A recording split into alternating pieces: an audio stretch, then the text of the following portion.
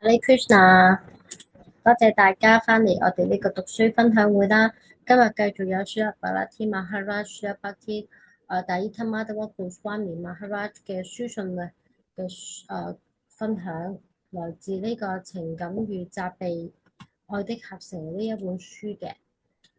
Om Jnana Timirandasya Gyananjala-Shalakaya Chakshuyomilitam Yena Tasmai Shri Gurave Namaha Namo Vishnu-Padaya Krishna-Prastaya Bhutale Shri-Srimad-Bhakti Vigyana-Bharati Namine Namo Vishnu-Padaya Krishna-Prastaya Bhutale Shri-Srimad-Bhakti Vedanta Nanarangiti Namine Namo Vishnu-Padaya Krishna-Prastaya Bhutale Shri-Srimad-Bhakti Vedanta Swami-Yiti Namine Vanchakapatarupiya Kripa Sindhupiya Cha Pratitanam Bhavanebhyo Vaishnavebhyo Namo Namaha Jai Shri Krishna Chaitanya Prabhu Nityananda Shri Advaita Gadadhar Shivasadi Shri Gaura Bhaktavinda Hare Krishna Krishna Krishna Hare Hare Hare Ramo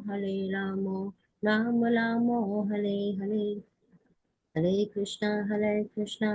Krishna Krishna Hare Hare Hare Ramo Rama Ramo Hare Hare Hare Krishna Krishna Krishna Hare Hare Hare Ramo Rama Ramo Hare Hare。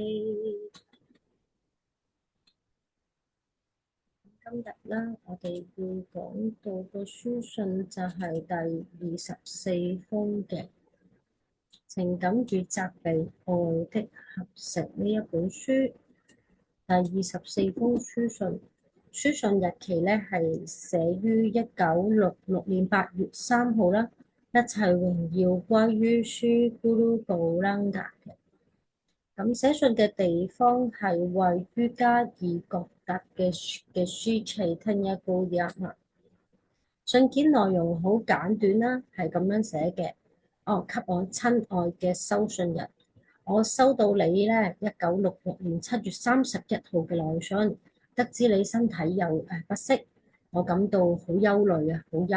咁深感憂慮。然而呢，我只係能夠說，我哋過去嘅行為呢，先至係造成我哋如今嘅痛苦同埋疾病嘅根嚟嘅。我哋咧係唔能夠將責任啦、一啲責備啦，或者一啲憤怒啦，歸咎於其他人嘅。我哋必須要承受自己行為嘅後果，同時保持克制嘅態度，要控制自己嘅心意。目前嚟講啦，我喺呢個 Tajapriya 認識咗一位咧非常友善嘅醫生，毫無疑問呢，你係可以喺從佢嘅悉心照料當中咧係得到一啲受益嘅，亦都受益唔淺㗎嚇咁樣。佢話如果你發現自己喺呢一個秋千節啦 Julana Yatra 呢一個秋千節以後啦，係冇從事任何具體嘅服務嘅話咧，佢話我認為咧，你係應該要去跟隨呢一個 Giri Maharaj 一起咧，就翻去加爾各答嘅，然之後前往呢個孟加拉國嘅一啲地方。咁咧，佢係話我哋咧會安排一啲活動啦，希望佢就係去到孟加拉國嘅任何一啲地方。然之後通過去安排一啲活動啦，通過去傳播啦，去 inspire 啦，去啟發所有嘅人咧，去加入呢一個我哋 Gaudiya 嘅呢一個收集 Vaishnavism 嘅呢一個團隊裏面咧，同埋咧亦都係參加我哋嚟緊呢一個非常每一年啦一個非常大嘅朝聖嘅節慶，就係叫做 Sri Rajamandalam Parikrama。就係圍繞我哋呢一個聖地溫達文 Vrindavan 嘅呢個地方去進行朝聖，去走一啲咧 Radha Krishna 啦，或者一啲聖人，我哋走過唔同嘅一啲 Radha Krishna 佢哋上演逍遙韶光嘅地方啦，同埋一啲聖人咧喺嗰度係如何去講解釋翻俾我哋聽有關於呢一個 Radha Krishna 咁超然咁高深嘅一個命題嘅地方嘅，咁嗰啲都係被列為聖地嘅。佢話如果你能夠可以做到呢一樣嘢啦，去參與、統籌啦，去安排呢啲活動啦，讓所有人咧都嚟到參加我哋呢個好重要嘅 Raja Mandala Parikrama 繞拜Vrindavan 聖地咧呢一個活動，咁係一個非常唔錯嘅一個活動同埋一個主意嚟㗎。佢話咧唔好因為你嘅疾病而感到害怕。佢話無論你需要什麼嘅治療啦，廟宇咧係必定會為你安排妥當，亦都即係咁樣講，病人係必須要控制自己嘅口舌嘅貪婪，因為經常性我哋都係講話病從口入啦，因為我哋可能食到啲唔乾淨嘅嘢啦，唔係一個咁合適自己身體嘅食物啦，咁就令到我哋有生病嘅情況嘅。咁所以咧，我哋作為一個病人咧，係必須要控制自己嘅口舌嗰個貪念啦。咁另外就可以咧，讓我哋能夠抵抗到個疾病啦。佢話為免咧，就避免生病啦。如果我哋即係為免生病嘅話咧，你咧係必須要注意自己嘅飲食嘅。咁所以咧，我哋必須要就話點解喺好多嘅一啲收集嘅道路上面咧，會選擇唔吃動物啦，會係選擇只係食素食啦、植物啦，係啦。咁當然啦，特別係現代社會文明嘅飼養嘅模式之下咧，其實現今許多好多嘅一啲動物啦，佢哋其實由出生嘅時候啦，同埋嗰個飼養期間所食嘅食物裏面咧，其實係已經加咗好多好多chemical 嘅嘢，已經佢哋嘅食物已經並非純天然啦，佢哋生活嘅環境咧，亦都係工廠式咁樣去製造啦，亦都並非係純天然嘅啦。咁變咗咧，呢一啲食物出嚟嘅呢一啲動物啦，佢哋嘅意念啦，成個身心嘅意念咧，其實都係一直都係活喺一個壓迫啦，同埋係被操控嘅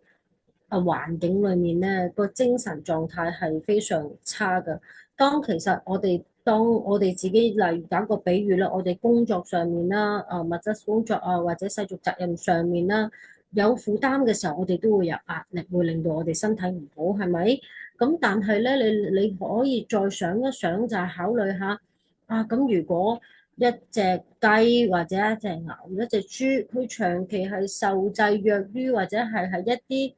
啲受壓力去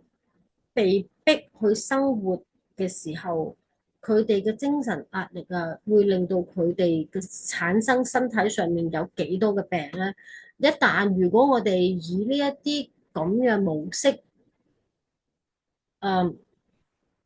嘅飼養方法嘅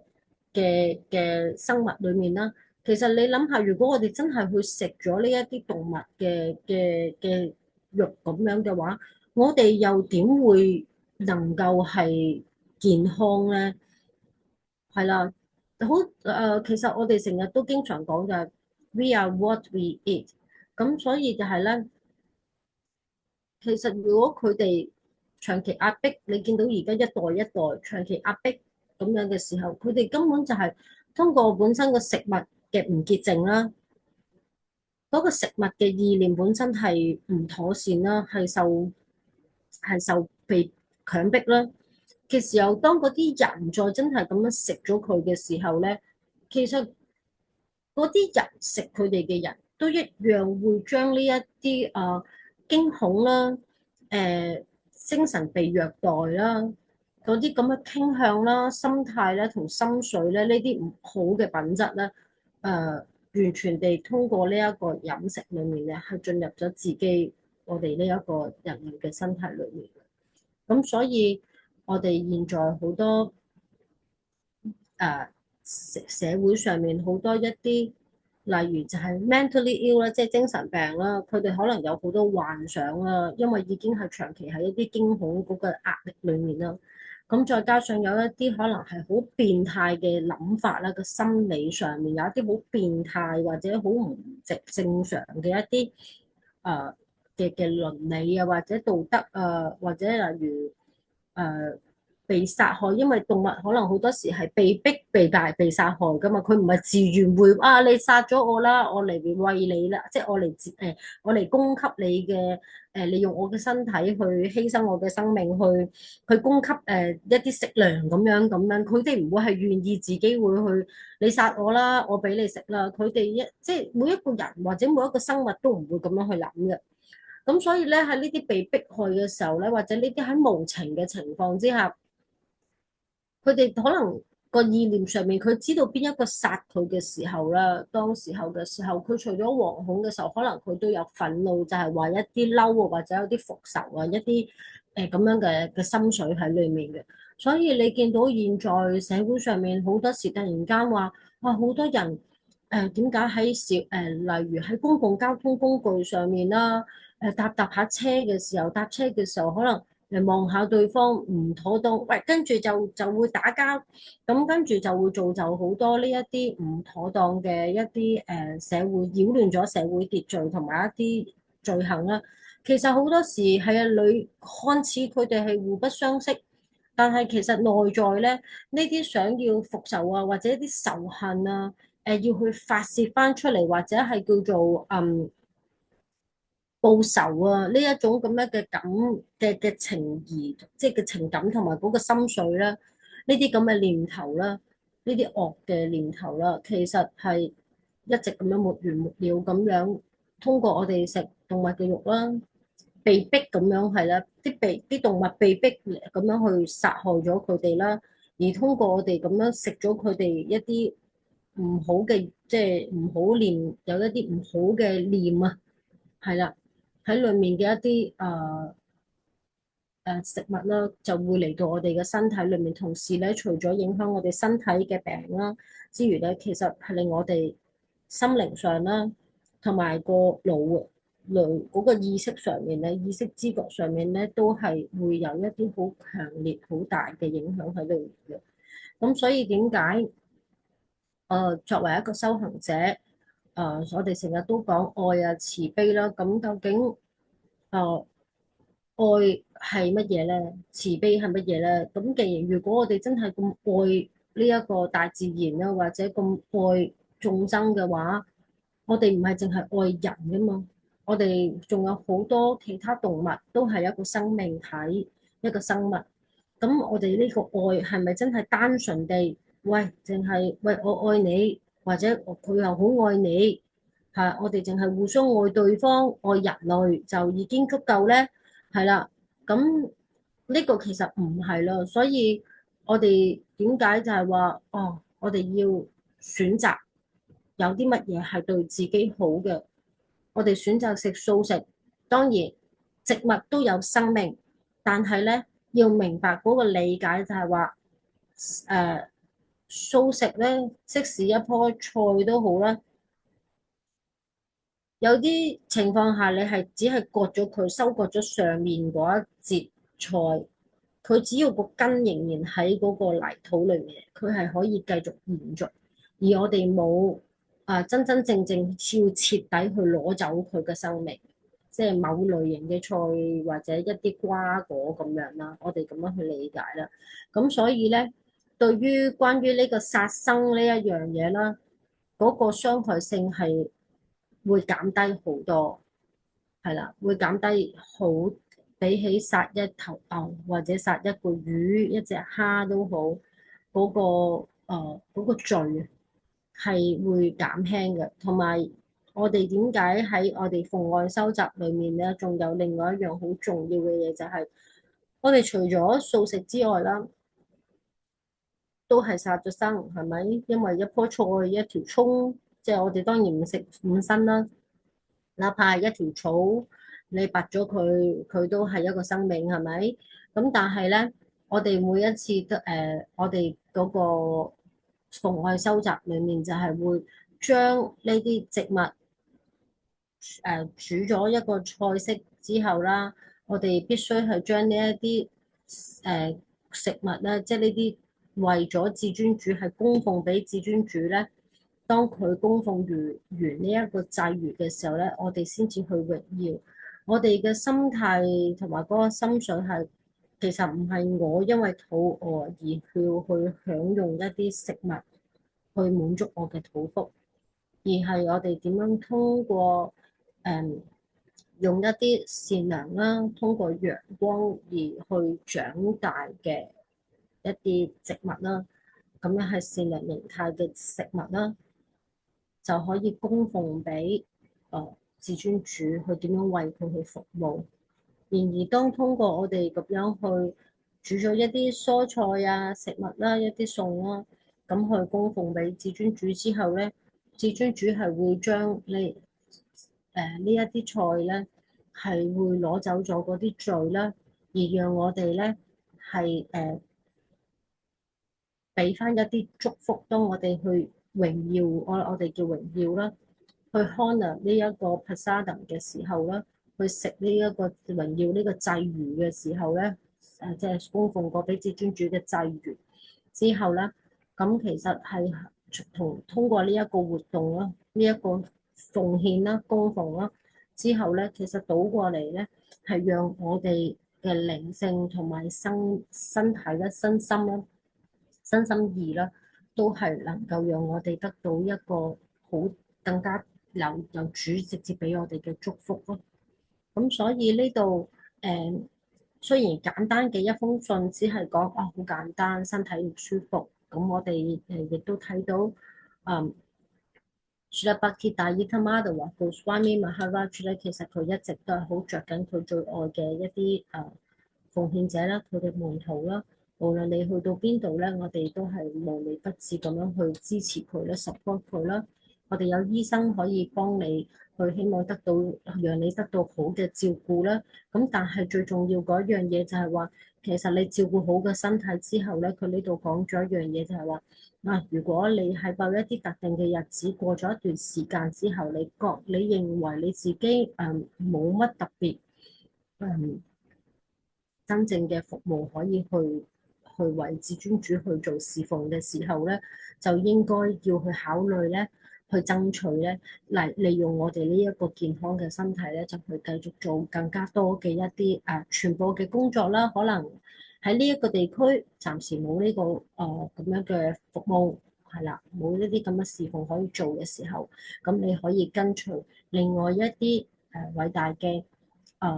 嘅聖人啦。就去第二啲地區繼續去傳播，同埋係讓更加多人哋嚟到奉愛嘅路裡面啦，去參與朝聖啦，同埋係讓更加多人咧知道了解奉愛瑜伽同埋奉愛修習到底係什麼一回事咯。咁呢一樣嘢喺任何嘅一啲唔同類型嘅靈性修習裡面咧，其實都係嘅，因為我哋都希望將好嘅嘢係能夠讓身心靈都係得到健康咯，同埋得到一個正面正向嘅途徑咯。係啦，我哋要讓好多人，更加多人去了解呢一門嘅科學咯。係啦，咁但係就係通過收集啦，靈性收集，什麼是靈性收集啦，同埋什麼是讓我哋身心係最後有益嘅一啲事情。咁我哋就係任何靈性收集嘅路裏面，我哋都係必須要做嘅一個侍奉咯。咁呢度最後佢講啦，請知悉啦，我衷心咁樣祝福你哋所有人。至此，我作結。嚟永恆嘅祝願者，Srila Bhaktivedanta Madhava Goswami。咁希望啦，係啦，我自己都唔係一個好嘅，非常即係唔係一個好資深嘅一個收集者，但係通過呢一啲由一啲聖賢啦、資深嘅聖賢啦嘅一啲書信裏面咧，其實可以從好少嘅一兩句嘅説話，但係可以睇到嗰個深入、嗰個深度，係啦，聖賢一直係好想我哋能夠去真係能夠有一日係返去我哋靈魂原本屬於嘅地方，嗰個永恆啦，係唔會再有病痛啦，永遠都係備受祝福快樂嘅地方啦。所以喺呢度咧，我哋要好好咁照顧好自己嘅身體，亦都點樣好好照顧自己嘅身體咧？我哋就係要控制自己嘅口舌，係啦嘅貪婪。咁我哋就要好好咁學懂如何去選擇一啲有益對我哋身心靈都有益嘅食物啦，同埋我哋要好好咁為自己去選擇，到底我哋應該點樣去行一條真真正正對我哋生命係靈性生命有益嘅道路咯。Hare Krishna。Srila Bhakti Dayita Madhava Goswami Maharaj Ki Jai, Srila Bhakti Vigyan Bharati Goswami Ki Jai, Jai Jai Srila Desam, Hare Krishna。